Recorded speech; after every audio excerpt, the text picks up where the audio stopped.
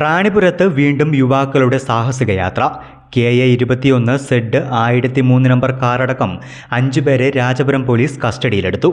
കഴിഞ്ഞയാഴ്ച കാറിന്റെ ഡോറിൽ കയറിയിരുന്ന് വീഡിയോ എടുത്ത് യാത്ര ചെയ്യവേ കാർ അപകടത്തിൽപ്പെട്ട് യുവാവ് മരിച്ചിരുന്നു. കർണാടക സൂറത്തുകൽ NITയിലെ വിദ്യാർത്ഥിയാണ് അന്ന് മരിച്ചത്. റാണിപുരം പനത്തടി റോഡിൽ സാഹസിക യാത്രകൾ പതിവാണെന്നാണ് നാട്ടുകാർ പറയുന്നത്.